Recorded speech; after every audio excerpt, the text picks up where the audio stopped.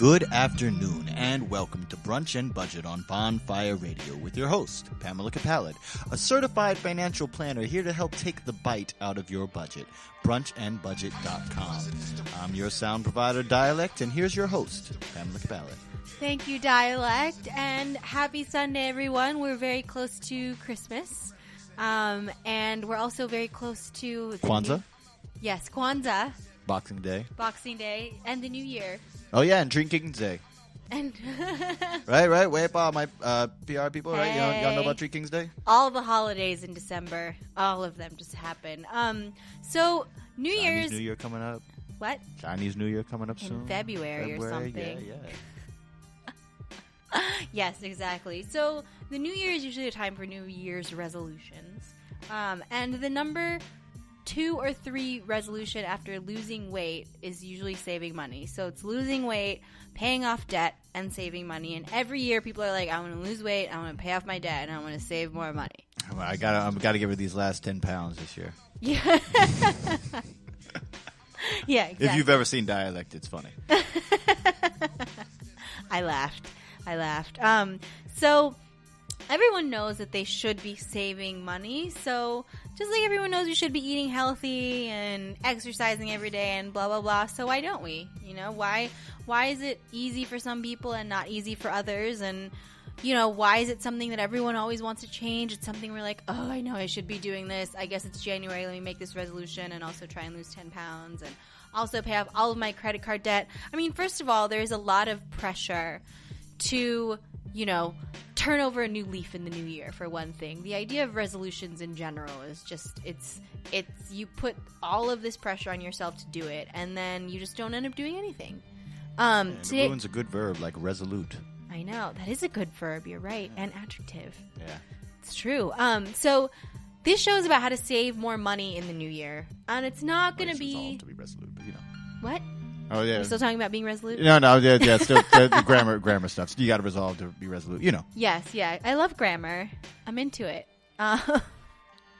Yeah, saving in the new year and grammar. Woo! Well, I wanted to ask, just first, do you think that one of the reasons why it's difficult to save money in the new year deals with the same reason why you like to buy a drink for your friends or pick up that cute little thing for your dear friend when you're out traveling? What do you mean? It feels good to spend money on your folks. Oh, so you just did a bunch of it during Christmas? Is that what you're saying? Well, I'm saying, you know, we've shown it feels good to spend money on people. Uh-huh. And that's regardless of there being a Christmas. That's if true. Christmas was never invented, it would still feel good to buy things for folks. Mm-hmm. So do you think that one of the, a beginning aspect of why it's tough to save money is because everything that makes you feel good, it feels selfish to give to other folks here. This is going to make you feel good for giving all these stuff away. Huh. You're such a money monk. That's what it is? Because I think spenders are just like, nah, it just feels good for me to buy stuff for myself. I don't know what you're talking about. Okay. Yeah.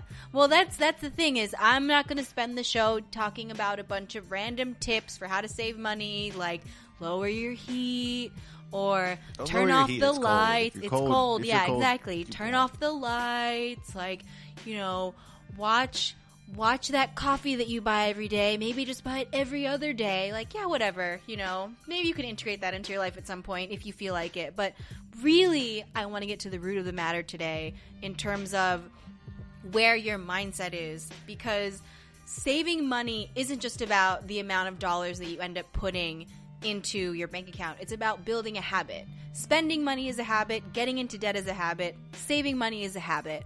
And we all have human tendencies, and we talked about this a couple weeks ago, just the idea of, you know, we are driven by emotion and things that we don't always have control over, but we are really good at rationalizing and justifying. So you know the person, or maybe you are this person who can always justify buying a new thing. You are the person. You are the person. Possibly, yes. So one thing I want to go over today is go over the... Well, I wanted to throw in a little... who out there, chat room, whose mother says when they buy a thing that you know that they didn't need to buy, oh, it's going to last forever? Who got a mom who has said that? It's going to last forever. forever. My mom never said that. Mama like me saying that. Really? Oh, I've heard her say that. Come on, you know she likes some fine quality. It's true. Things. Yeah, it's true. It's gonna last forever, so you have to spend money on quality. No, I've heard that, but really, it's just because she wanted the thing. Yep. Nope. Definitely true. So she's a spender, as we've determined. Well, I just want to put that out there for y'all because it seems like a thing that we all have to us, but we always want to look at other folks, be like, oh yeah, Joey over there, be all rationalizing his decisions. Yeah, we all do it. We're all human beings. We all do it, and we all have these tendencies. And we've talked about the money personalities before. It was the very first show that we did, actually, and it's kind of the crux of what your habits are in general, and it's the crux of being aware and being able to change your habits. So they're spender, saver, avoider, warrior, amasser, and money monk. Those are the 6 money personalities. I'm going to go over each one really quickly, but basically figuring out which one you are, and there's actually a quiz on brunchandbudget.com that you can take to figure out which money personality you are. Or you might already know. You might be like, oh, hell yeah, I'm a spender. A lot of spenders know they're spenders. You should take the quiz anyhow. You should take the quiz anyhow. It might surprise you, but... I didn't know which Seinfeld character I was. Which one were you? I didn't take that test. Oh, okay. I was busy taking the money personality No, test. thank you. Yes, exactly. You can take the Seinfeld one later. But so recognizing what your personality is the beginning of being able to figure out how you need to develop certain habits to save. So if you're a saver, you already probably have certain habits for saving. I'm a saver, and I have certain habits that I put into place to save money, essentially. So I put away a certain amount every single month. I've automated stuff. When I buy something, I spend a couple days researching it before and thinking about it before I actually buy it. There's a lot of things that go into my own tendencies and habits as a saver. As a spender, you are impulsive, you're spontaneous, you like to live in the moment, you want what you want when you want it. In a lot of ways, whether you're spending money on expensive bags or whether you're just like buying that cup of coffee, you want it now and you're going to get it now and you have the means for it and that's it. So those are spenders. Avoiders are people who don't open their mail. So what, all of us? I open all of my mail, actually. Every single piece of mail is opened, even if it's junk mail. I mean, I've learned that lesson. Anytime Cablevision sends me something, I don't open it. But for the most part, I open all of my mail. I've met with many avoiders who straight up, they don't open their mail. They don't open their bills. They don't open their bills till they get pink. And then they know what's in there, so they still don't open it. Yeah, I was gonna say you wait for that. You wait for the pink one. You're like, yellow's okay. Yellow's just caution. Well, they know that. That's why they color code them. Exactly. Yeah. No. Totally. So, yellow's just caution. My avoiders in the house. No, and I see a lot of avoiders, and I think that it's one of those things where you're just like, I don't even want to know where my money is. I know that it's bad, so I don't even want to look. And you don't know what the situation is, but I think you've said this before, Dialect, on the show, that even if you don't look at it, it's still there. Yeah. The reality is still there, even if you don't know about it. So it can really just only get worse. But that's also something that I think you have to grow into. Yes, definitely. 20, 16, 15, none of the young elects would have said this. None of the young elects. Old elect. Old, Are you old elect now? Yes, that's or middle age elect? Not quite. No, just old elect. Oh. The other money... Sound like all of your senators. Old elect. Oh my god, I love it. The other money personality is the warrior. So the warrior is someone who, they're not even necessarily good at saving or spending or anything. It's just like it's always on their mind, and they're always wondering if they're doing something wrong or if they're doing it right, or, oh my god, like, how am I going to take care of this thing this month, or do I actually have enough money to save? They're always kind of freaking out about money, and it's always something that makes them very anxious. And often, savers and warriors go together, and Makes often sense. spenders and avoiders go together. So you're usually one of those. That's funny because I've seen many times the opposite being true. Really? Yeah. A spender and a warrior? Mm-hmm. Oh, And you spend and you worry. savers and avoiders. Oh, savers and avoiders. Yeah. Really? I haven't seen very many savers and avoiders. I think that's the thing that I know a lot of people in my family is like that. They save. Oh, I can see that. They save, but they're not looking. Yeah, we're not looking because it's like, we know it's not enough. Yeah. And you don't want. I don't want to see it, but I'm going to put away as much money as I can. Yeah. For those who are familiar with what I'm talking about, it's called living broke. Right. Yeah.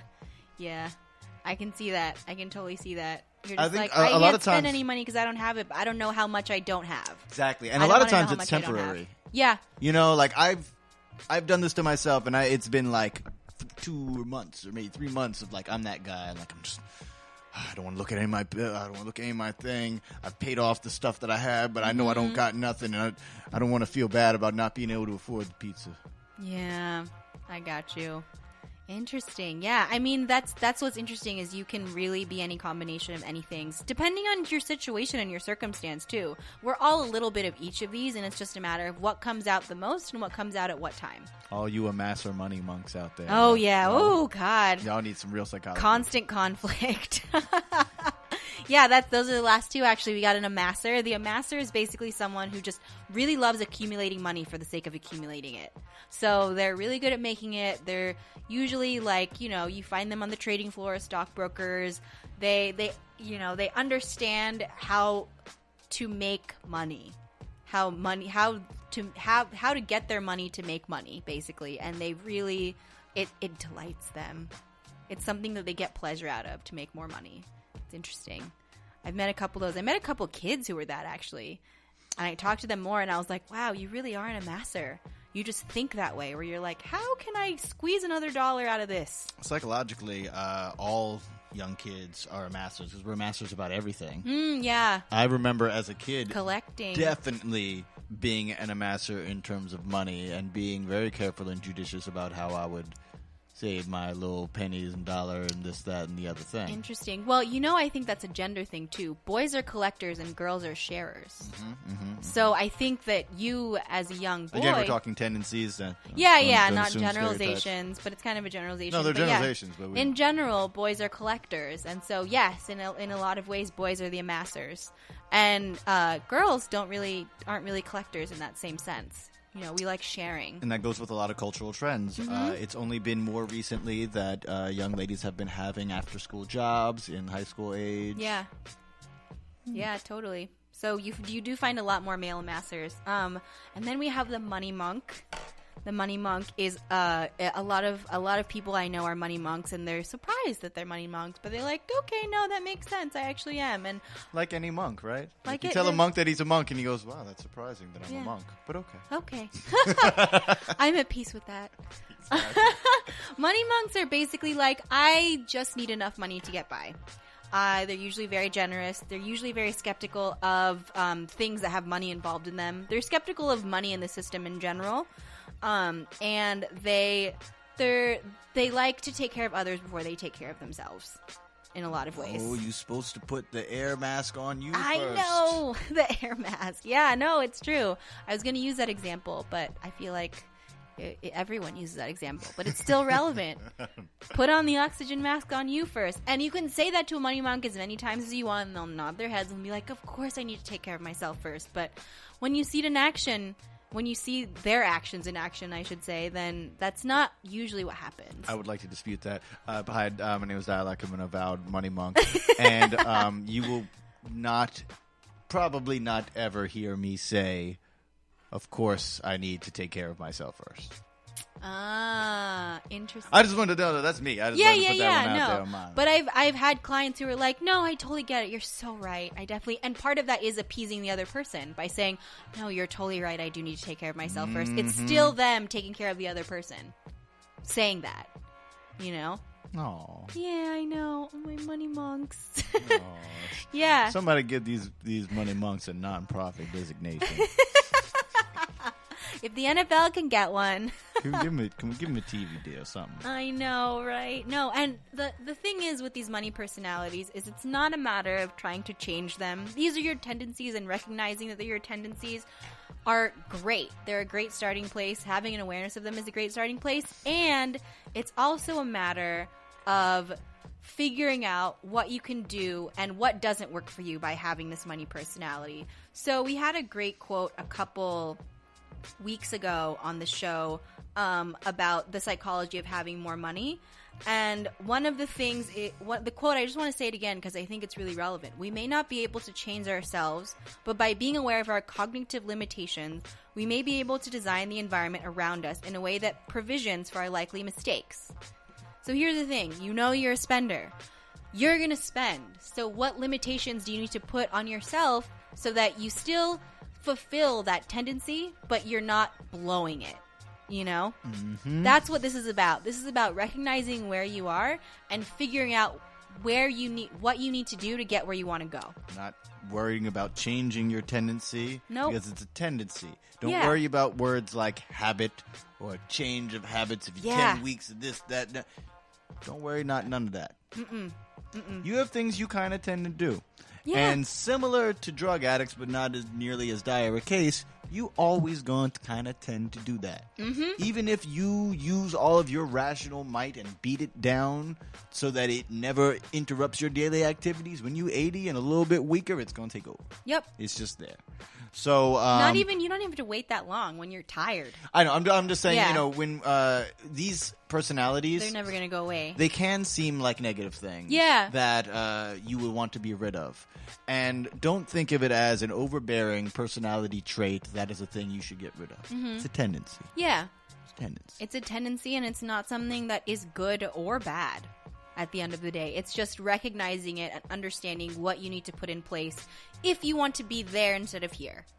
That's it. That's all we're trying to do. So after this song, we're going to talk about some of the biggest excuses people give for not saving and work through them and figure out how we can get over this idea of, I don't have enough. I will save more when I make more. I deserve to buy this, I don't have the headspace to think about this right now. All of these excuses that a lot of people make. We'll go over all of that right after this. All right. And on that tip, for us to get what we want, we got to do what Genesis B, the Gulf Coast Queen, does and go to work, which is her song here with Brunch and Budget on Bonfire Radio.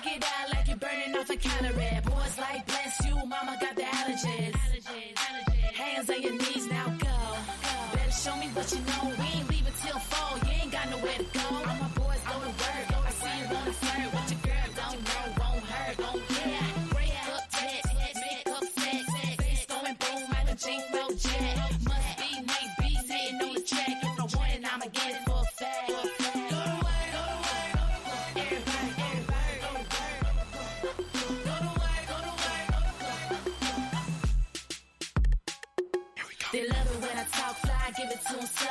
Gulf Coast Queen, you should act like you know. Genesis B, keep a sold out show. I keep a tight team so my empire grow. Now go. Go to work, go to work. Everybody, everybody, go to work. Go to work, go to work. Yeah, paper on stack, something like a pancake. Step in the room, everybody give me handshake. Toast on the coast of the master, something like a female Cassius. Clay in his heyday, knock him out the same way. First round, lay him down, show him how the game play. That's no lie, put birds on fire, baby, that's so fly. I'm a hot topic, show me how you drop it. Keep your 8-ball, boy, I'm staying in the pocket. All fast with the bass on blast. Flick a lap dance, I ain't wasting my cash. Go.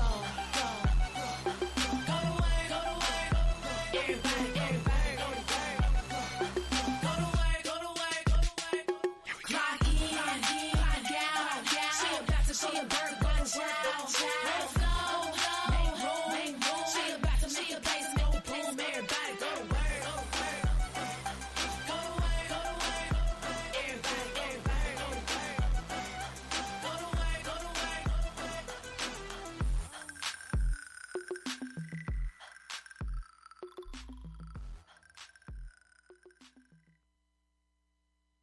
Welcome back to Brunch and Budget on Bonfire Radio. That was the Gulf Coast Queen, Genesis B, with Go to Work. And now we're about to go to work on what you can do to save some money for something. Yes, exactly. That song was very fun. I was dancing. Genesis dancing B in my is chair. always fun. Big shout out to Genesis So B. fun. I love it. Yeah, so how to save more money in the new year. I mean, how to save more money in general. We use New Year again as a marker for turning a page and turning over a new leaf and blah, blah, blah, and resolutions and all this stuff. But at the same time, it is a good marker for, okay, let's start over a little bit. I mean, on the real, if you're going to pick a time to decide what you're going to do the next time you get to have something fun in your life, might as well be the dead of cold. Yeah, exactly. So you have something to look forward to. Yeah, all my VI people know what I'm talking about, right? It's like, what, 72 now? Yeah, I got to pull out that sweater. Stay in until March, Al. Oh my God, tropical islands. I don't even know. So, one of the most common reasons that people say they don't save is because they don't have enough to save. They're like, I don't have enough money to save. Avoiders and spenders tend to use this as an excuse. It's probably the most common excuse, and part of it is there's a lack of awareness of where your money's actually going. You know, everyone spends money they don't really need to spend. How many times do you go to Duane Reade, or do you walk in to get a coffee and you also get like a bagel or something, you know? And that's going to happen, and that's totally okay. And that's something that it's more a matter of being conscious of it instead of letting it just get out of control, right? It's not a matter of, oh God, I can never have any fun with my money. That sucks. Or, I don't want to think about every dollar I spend or track every dollar. That sounds so awful, you know? And it's, I run into a lot of clients who say like Mint.com, I never used it. It was too much work. I don't want to track my money that meticulously. And I'm not saying that you have to.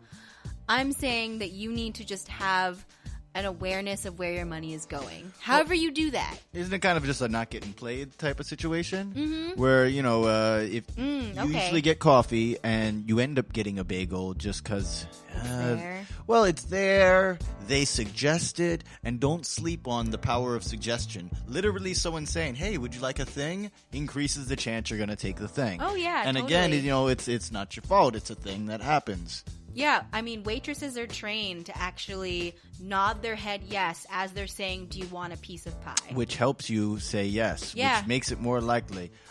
Talking into somebody's right ear makes it more likely. In case you want to get something out of somebody, talk in their right ear when you meet them first, not in their left ear, and they will be more receptive to you. So, you know, we know that there's tricks. Yeah, there's totally tricks. And we can't, like you said, the Mint.com people, we can't be meticulous. Yeah. We can't stand over everything, so let's just not get played. Yeah, exactly. And especially if you're an avoider or a spender and you're not watching the stuff anyway on the day-to-day, and you're like, where did all my money go? I don't know. How can I save money if it's just all gone, you know? And so I think that's the biggest thing, is just being aware of where the money's going. I'm not saying don't spend money. I'm not even saying you have to watch where every dollar goes. I'm just saying maybe you don't say yes to the bagel every day. Maybe you just get your cup of coffee and go, you know? Well, don't get played. Like, yeah. Last time I got a bagel, I was walking by this bagel cafe. And no, I feel like this is something I had to say. There was a dude dressed as a bagel, dancing and singing, hooping and hollering his behind off. Wow. And I was like, and it was all kind of cold. I was like, you know what, brother, I think it was a gentleman, covered head to toe, so I wasn't entirely sure. But I was like, you know what? Yeah. I think you've inspired me to get a bagel today. Wow. And I was, you know, it wasn't a rationalization. It was a conscious decision before. And when I want to get a thing, you get a thing. Yeah, totally. Just don't allow it so that it's unconscious. Yes, that's the biggest thing, is it needs to be a conscious decision when you do it. It shouldn't just be out of habit. You know? I enjoyed the heck out of that bagel. Don't get a bagel and forgot you ate it. Yes. Yes, that's the other thing, is buying breakfast for work. How memorable is your work breakfast, honestly? Right. Unless you really enjoy, like, your bacon, egg, and cheese every morning. Or that bagel every morning. How memorable is that meal? Is that something that you're really going to care about at the end of the day? So what is the deal with this? Because is this the same thing as saying, like, do half instead of getting coffee, get your coffee half the time? What's the difference thing here? Well, no, what's the mentality change yes, that we want to see? Good question. So the reason is I don't have enough to save, and you have to pay yourself first at the end of the day. So think about what you can comfortably put away a week. Is it $10? Is it $5? Is it $20 a week that you can just put away and not think about? And then the rest is yours. Start with something small, because the thing is, you buying something every day is just as much of a habit as you saving money. Yeah, but the pay yourself first thing, right? Mm-hmm. I mean, what do you do for people who can't vibe with that phrase? The pay yourself first phase? Yeah. Don't say it to yourself then. Just say, I'm going to put away $10 a week. Okay. Yeah. Because, I mean, well, I like the concept, pay yourself first. Inner dialect cringes just at hearing the phrase. You're such a money monk. Yeah. But, because that's a money monk thing, because it sounds dumb and greedy to me. Yeah, no, totally. I get that. But right now you're paying the bagel shop first, and you're paying your electric company first. He did a really first. good dance. I'm sure he did. I ain't never and you danced love for that me bagel. like that. But you're paying your mortgage company first and all of these things. So maybe it's not a matter of pay yourself first, and I understand the aversion to that phrase. It's just a matter of pay yourself, period. You're giving money to all these people essentially, and you're exchanging for services and goods and things like that. But you also want other things that take longer to save up for. You want to go on vacation, you want to buy a house, you want to buy a car, you want to move apartments, you want to be able to quit your job. There's all these things in the future that you want, that if you just take a little bit of money now and save it, you can get there. And that's what it is. You always can find a certain amount of money to save, no matter how small. That's the takeaway here. On my end, I'd like to quote Mama Lex more than nothing philosophy. Mm-hmm. More than nothing is more than nothing. And we can't be too worried about whether something's significant or not. Yeah. If you have, you were saying weekly, which I think is good. Yeah. The thing about it is making it frequent. Yes. If you put away 50 cents every week, which is a pathetically small amount of money, you can't buy anything with 50 cents, you got $26 at the end of the year. Yeah. That's more than nothing. That is more than nothing, significant. That's a spendable amount of money. Yeah, totally. So you extrapolate that to something like $2, $10, maybe even put 50 cents for a year, and then $1 the next year, and then $2 the next, and all that type of thing. Yeah. As you increase. Yeah. Well, and here's the thing that I know that Keisha has found this happening to her. Tasty Quiche, TK in the AM. Yeah, Tasty Woo! Quiche, not the other Keisha. Yes, not Kesha or anything. No. Is that who's the other Keisha? No, that's Kesha. Kesha's not a Keisha. Okay. We were saying other less palatable Keishas. Okay. Oh, Quiches. Yes. No, Tasty Quiche. Yes. TK in the AM. She's a brunch and budget client, and I told her to put away $25 a week, or $25 a month actually, so less than that. $25 a month, and it made her so much more aware of putting money away that she started putting more money away. Just naturally, she was like, oh, I'm already putting this amount away. I bet I could put this amount away too. So anytime she had extra money, it would just go into savings because she was focusing on it. She was concentrating on it. Mm-hmm. That's the biggest thing, is like she was still spending what she was going to spend and doing what she was going to do, but now all of her Airbnb money was going into her savings. She was living off of everything else instead. That's something that thanks for giving advice for certain another personality type thing that I will do. Mm-hmm. Instead of saying I'm going to pay myself, I will say this thing I got paid for from this gig goes to that thing that I want. Yes. And this thing that comes from that gig that I did, that I hold on to. And I make bargains with myself with which job, sometimes before I even know how much one is going to pay over the other. Right. Which job is for spending money, which job is for bills money, and which job is for putting away. Mm-hmm. Yeah. That makes sense. Giving your money more than one job, basically. Yeah. Yeah. And it changes with me a lot, Mm-hmm. depending on my mood, and I'm sure I'm not fair or or even optimal with it. Yeah, so that's why you need to have one consistent number that you always put away at least once a week or once a month on a regular basis. So yes, do that. Do what you're doing in terms of earmarking certain numbers, but always take a little piece and just consistently put it away because you need to build that habit. That's the biggest thing. The other thing is, on the flip side, I'll save more money when I make more money. That's another common excuse. That's not going to happen. I know. No, that never happens. We talked about the hedonic treadmill. Also, sounds a couple way shows sexier ago. than it is. It really does. It's really not cool. It's basically what it is. It's the gym at Hedonism, the resort. Yeah, the more money you make, the more your lifestyle goes up, and the less happy you are with less things, basically. And it's just this never-ending cycle of the more I make, the more I want to have. That's it. So until you start building the habit, you are not going to actually save the money that you make. No matter how much you make, that's how it is. I have worked with wealthy clients for the last 6 years, and I have clients who somehow are living paycheck to paycheck, even though they're making $1 million a year. You're living paycheck to paycheck, and you're making $1 million a year. That's easy to do. Yeah. I mean, not easy to pull off. But it's difficult to pull off, yeah. but I can see how you get there. Yeah, but you build a lifestyle where you go on trips, you have 2 houses, you put all your kids in private school, you know, you belong to all these clubs, then suddenly you're spending $1 million and it's all gone.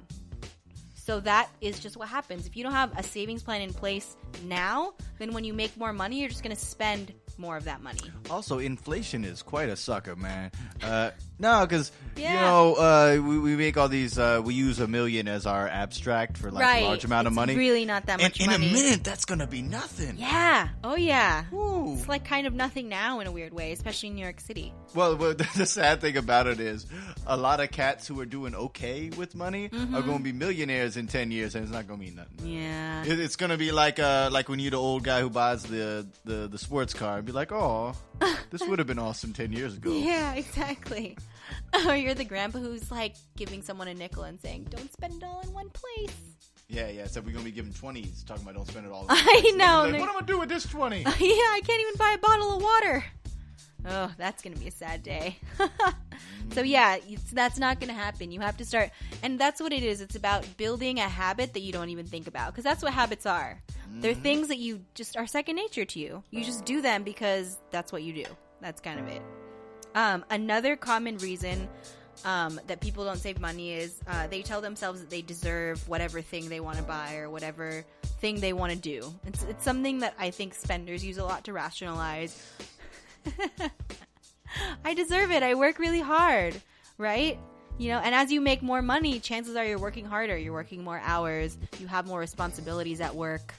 And so you're like, whatever, I can afford this. I can afford to buy lunch every day. I can get a manicure every week. Whatever. So that's another big thing is, you know, I deserve it. I deserve a treat, all of that stuff. But it stops being a treat when you do it all the time, right? It's just kind of what you do. Right. It's not a special thing anymore, you know? So so here's Yeah. a thought is, I guess it's similar in line with the last thing we was talking about, but keeping your special thing special. yes, that's a beautiful way to put it. Keeping your special thing special.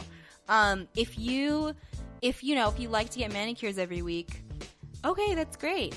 But, you know, understand that it's something that you're doing to treat yourself and not something that just becomes part of your life, you know? I mean, unless you're a hand model or something. Oh, yeah, then you can write that off. Oh, check it out. Here's something that Money Monk and Dialect be doing in terms of saving money. I try to make sure that I spend money on stuff that's part of my job that I can write off. I try to make sure when I travel that I can work a little. Mind you, I do the type of thing where I can work for just one day and it's not, I don't have to have like a whole big project down there. Right. But you can find those types of things for yourself. They won't always be like travel and clothes like mine are, but they may deal with things like food and technology, which I have much harder time just being thrown at me. Yes, I mean, definitely. food sometimes, but you know. Tomatoes, maybe, I don't know. Oh, that's Shakespeare. But yeah, so whatever we can do. I'm trying to come at this, I guess, from the other perspective.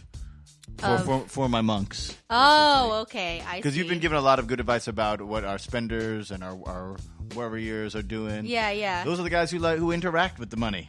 Yes, it's true. We're the ones. You're like, no, I don't I'm trying to like give it. you the alternate advice for those of you guys who are like, oh, but I don't like any of what you're saying. That just sounds. Can we just sing a song? Money monks are actually people who probably never say "I deserve it." So that's what I'm saying. I On the have such a flip side, problem yeah. with the phrase. I was like, I Yeah. deserve it. You don't deserve nothing. Shut up.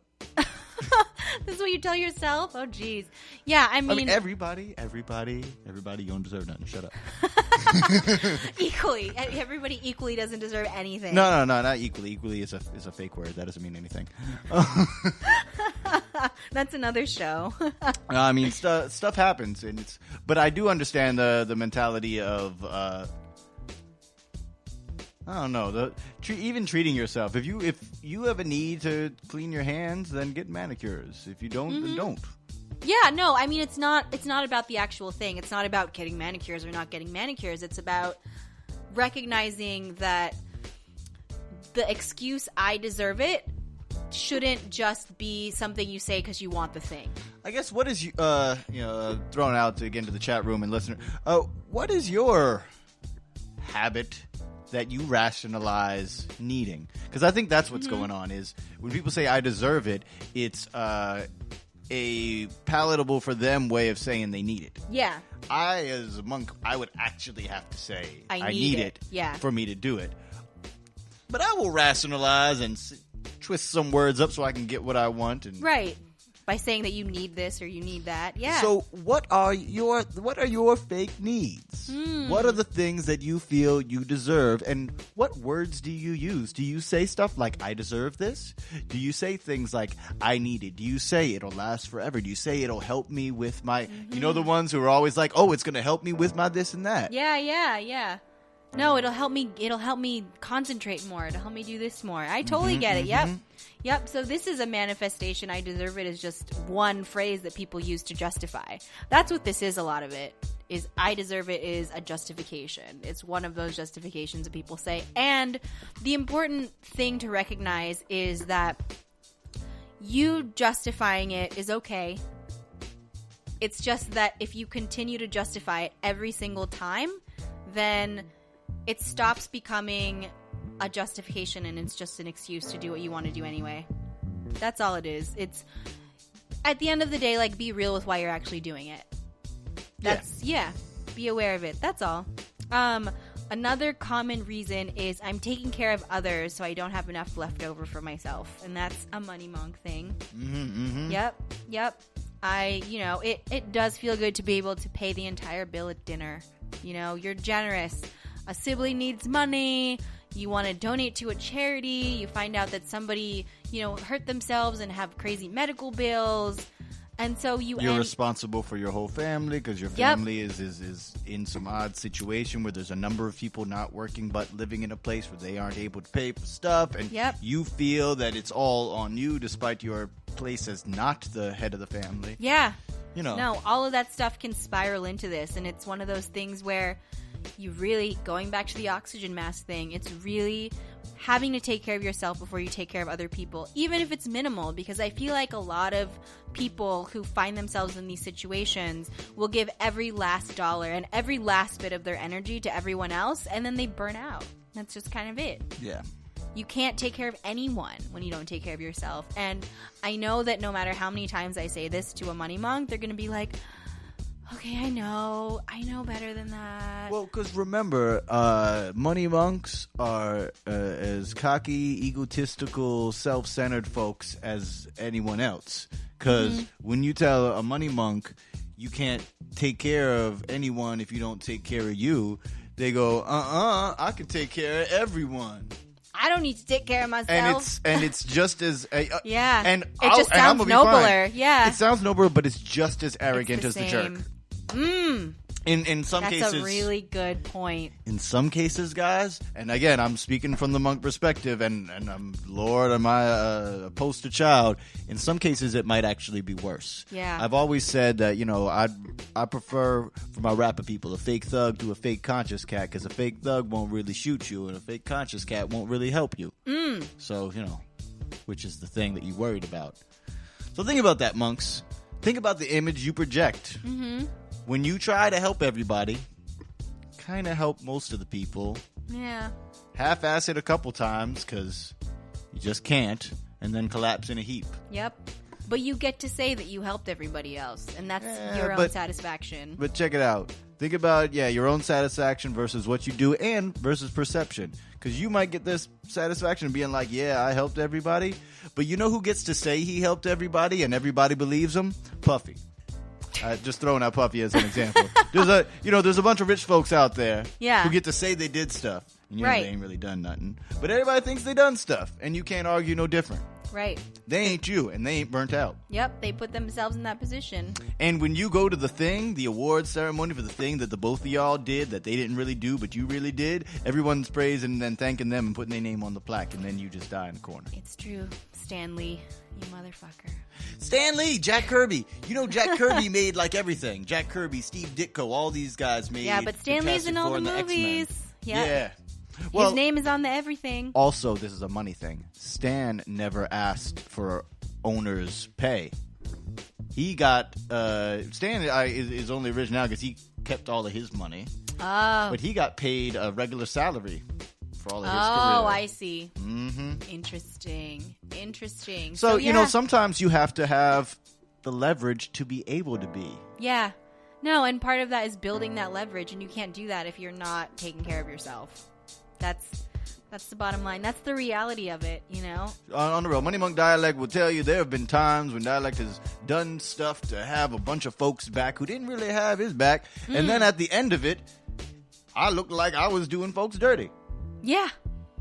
I can see that. That can very easily backfire on you. Pulling rabbit ears out my pockets. All the rabbit ears. Not like in magician sense. I was in the metaphorical sense. Yeah. Oh, jeez. And one of the other reasons that people say they can't save is that they have too much debt or they don't have the headspace to think about the future.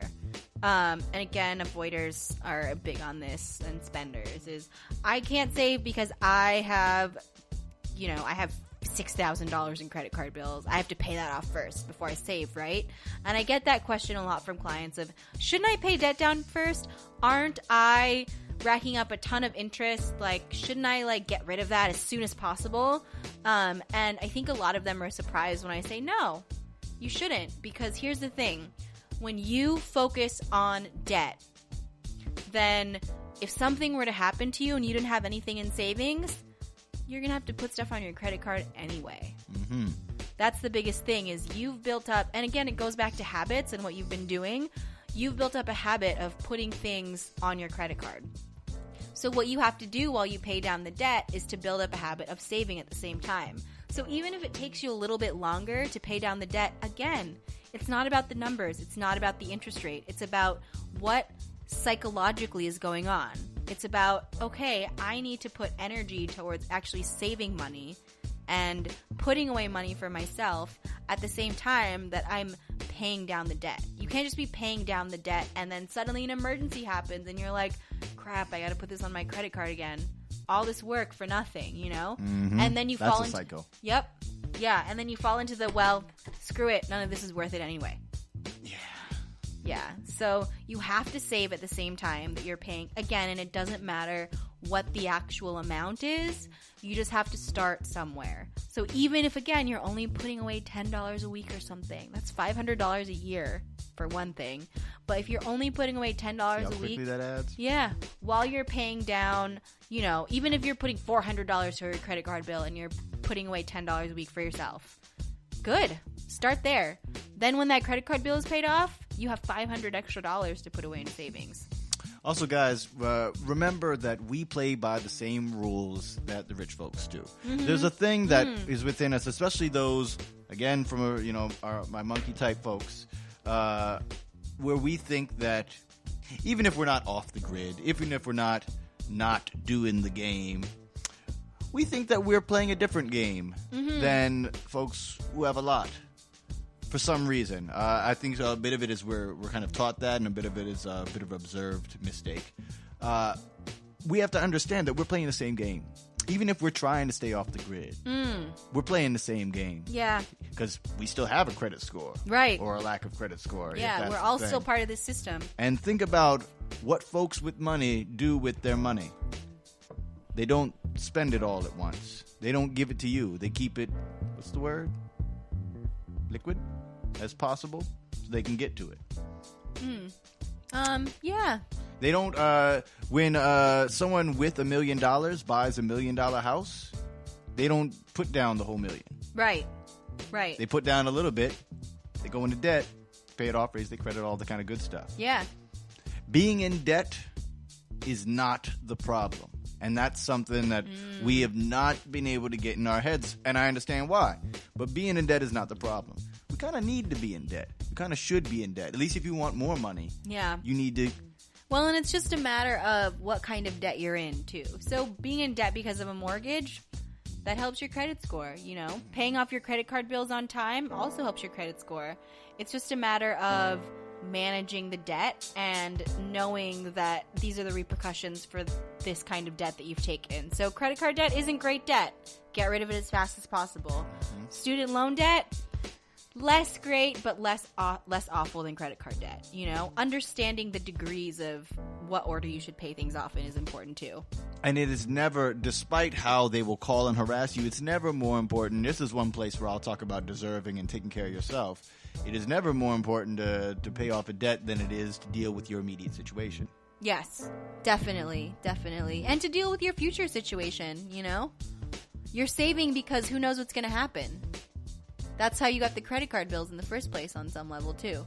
So, after this song, we're going to go over what you can do, the practical sides, the things you can put in place to actually get over these tendencies that you have.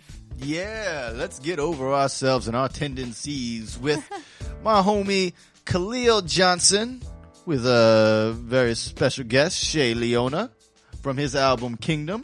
This is Whoever You Are. Brunch and Budget, Bonfire Radio. Check you in a few.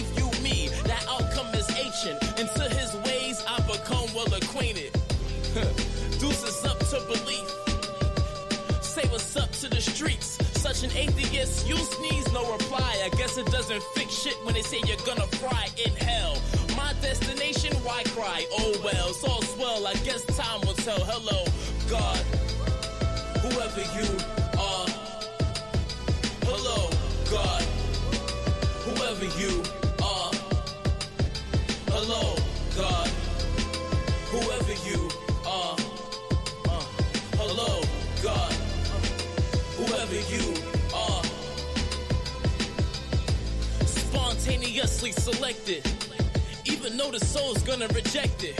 He brings his hand to the heart to correct it. All a matter of time, me and him collide.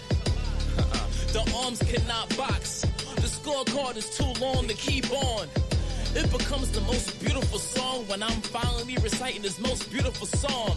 He spoke in a dream, not literal, but the words were as clear as transparencies. Apparently I'm not meant to be blinded by the evils. Hell yeah, it's still a struggle. I'm just one of the people. My girl keeps me grounded and says every day I should pray for as long as my heart keeps pounding. Change, I traded base golf for a law. Nobody else is really up to par.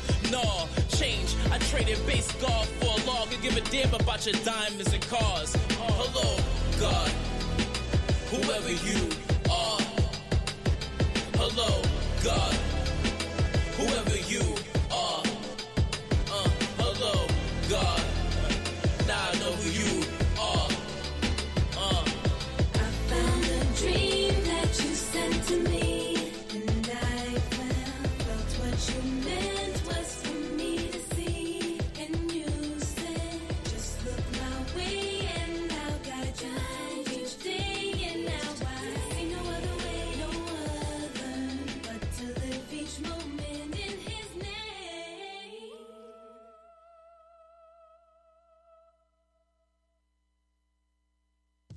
Welcome back to Brunch and Budget on Bonfire Radio. You're just listening to Shay Leonia and Khalil Johnson from his album Kingdom. Funny thing about Khalil Johnson, he used to go by the wonderfully alliterative name of Khalil Cash. Oh, cool. But he changed it because he didn't want people to presuppose that that was what he wanted to rap about. Oh. Which is funny because Perception thing. I don't think that was what people thought of him. Huh. I mean, you heard the type of music. He's pretty varied and talented and interesting type of cat. Yeah, yeah. I don't think that was... I wonder where that came from. Well, I mean, You think maybe someone said something to him? someone could have said something. I wish we should ask him, actually. Yeah. But the having money in your name... Yeah, it One, implies things. implies things. Two, is also like a hip-hop thing. Like, a bunch of people have just done that. Right, right. Yeah. Yeah, interesting. Well, Khalil Johnson, thank you for that song. That was awesome. We are now going to go into some of the practical stuff you can do to actually, set those limitations, right? Sleep longer. Sleep longer? Right. Is that one of the things? Right. If you just sleep most of the day, you ain't spending no money, right? Just sleep all day. That's tip number 1 from Dialect. You're using the bathroom less. You're using less of the resources. You're eating less. No, it makes total Taking up sense. less space. Yeah, you can turn the heat down. You just can get under use covers. your shoes for longer because you're wearing them less. This actually sounds like a great plan. I'm going to throw everything else I was going to say out the window. Hibernate, everybody. Just hibernate. Hibernate. It's fucking winter, and I'm sleeping through the winter. That's my plan. I love it. No, we can't do that, unfortunately, even though I wish I could, because it's going to be a cold winter, y'all. I feel it. So there's a couple things that you can do. One is to really figure out what you're spending. Either go into, I know I said that there are people who just don't really like Mint.com. Just go into Mint.com for a day and see what's in there. Look at what you're spending your money on that you don't really need to spend your money on, and that you just kind of have been spending mindlessly. That's the thing is being conscious of where you're spending your money is the key. Don't judge where you spend your money. Don't assume that, that you should be spending your money in one place or another. It's just a matter of, okay, I didn't realize I was spending $50 a week on eating out lunch every day at work. Maybe I don't need to do that often, Caveat. Mm-hmm. Maybe judge, because you might need to judge. But judge after. Okay. It's done. When you judged, that was bad. And don't take it personally. That's what don't it is. Don't allow it to become a personal thing. Don't allow... Like, I'm so terrible at this. Well, don't allow your action to be a character trait, straight up. Yes. Yeah, beautiful, yeah. Well, that's the thing is, I guess, don't judge in terms of deciding that now you're a bad person or that you're stupid at money and things like that. That's the thing of it. Yeah, but definitely be discerning. Be discerning and think about where your money's actually going. I see so many clients who come in and they're like, oh my God, I thought you were going to tell me that I wasn't allowed to spend money on anything fun. And I was like, why would I tell you that? Mm-hmm. You're a human being. This is why you make money. So that you can do fun things, right? So it's not a matter of you never get to have fun and you're going to have to restrict yourself now that you're actually looking at it and you're aware of it. No, it's just you're aware of it. And things that don't matter as much to you, you shouldn't spend as much money on. Period. You'll be surprised at how much money you spend on things you are passionate about versus how much money you will spend on things you're kind of indifferent towards. Yeah. And how much money you might spend on things you actively dislike and don't want more money going towards. Yeah. It's not always about saving money or not spending money because you can't afford it. Yeah, or you can't do the thing you want to do. Right, and sometimes we also just need to take ourselves out of that headspace. Mm-hmm. Sometimes you don't want to spend money in this time at this place because you don't think that's the best way to spend the money. What's the Louis C.K. thing? It's not my money, it's the money. I get to choose how it goes around. And, you're the boss right now. You get to choose how it goes around. Yeah. And you can be bullied into putting it in a place that you think sucks. And many of us do on a constant, consistent basis. Or you can do something about it. Yeah. And that takes sitting and planning, because if your moral dilemma is, I don't like this coffee shop that's on my corner, well, where are you going to go to get the coffee that you want?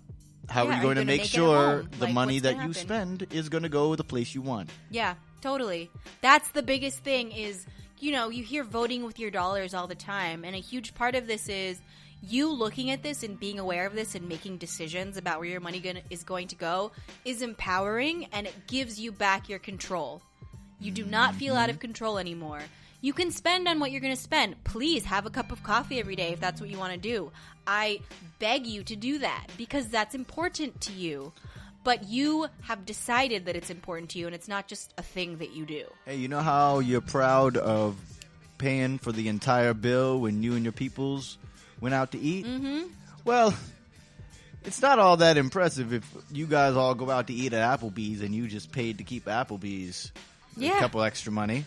But, no diss to Applebee's, I'm just saying it's a chain, they're doing fine. But if you went and found a slightly longer route to get your coffee in the morning, and you found this little small place that you've helped keep afloat, and they've done good with their money and spent it in your community, helping out other people in your community, and you get to see all of that, well, there you go. Yeah. That's a way to get that personal pride. Mm-hmm. Yeah, and taking care of folks. And you still get your coffee, and it's still the same amount of money as it was before, So and that's again, the biggest thing. It's hard because it's not a judgy thing. It's a perception thing. You have to sit and watch and think about it. You can't. Your body is not going to make those decisions on its own. No. I know mine don't. No, you're just going to go for whatever's easiest and most convenient if you don't think about it. That's what tends to happen to people. So, in the new year, I'm actually doing a Saving is Power 30 Days and 30 Ways to Save challenge. Woohoo! Woohoo! It's starting on January 1st. There are only 20 slots, and we're actually going to explore all of these ideas. And we're going to all together take a look at where's your money going? Where are you spending unconsciously? What kinds of habits do you have that you want to break, What kinds of myths and beliefs do you have about money that aren't helping you? And so, again, only 20 people. It's totally free. If you go to brunchandbudget.com and click on Saving is Power 30 Days and 30 Ways to Save, there might still be space left. So take a look, and hopefully I get to work with you on January 1st because this is us taking control back. This is us not giving in to the consumerism and the advertising and the marketing and the convenience of what corporations have put in front of us. This is us taking control of our money and feeling empowered about our money. That's what saving is. That's what saving is. That's what putting money towards what you care about is you having control and being empowered. So hopefully I'll see you in the new year, and I'll definitely see y'all next week. Word to that. We may consume things, but we are not consumers. Oof. We have autonomy and Writing that agency down. with our money.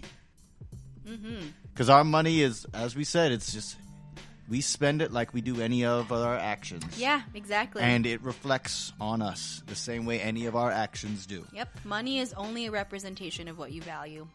Where you spend it, that's what you care about.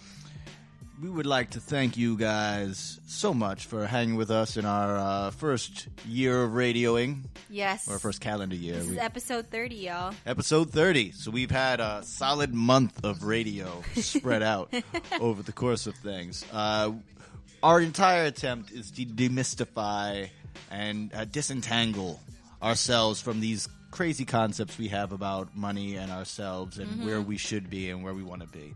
And the most important thing is that we got the power. Yep. Woo. Whether or not we know we got it. It's just about knowing you got it. We are all the girl from She's All That who's really a supermodel but is wearing paint-covered overalls.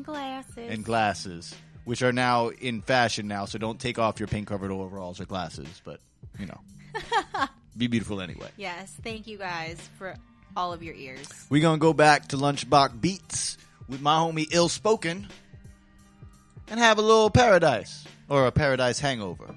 I don't know. Check y'all in the new year. This is Dialect. It's Pamela Capellid. Brunch and Budget. Bonfire Radio. Peace.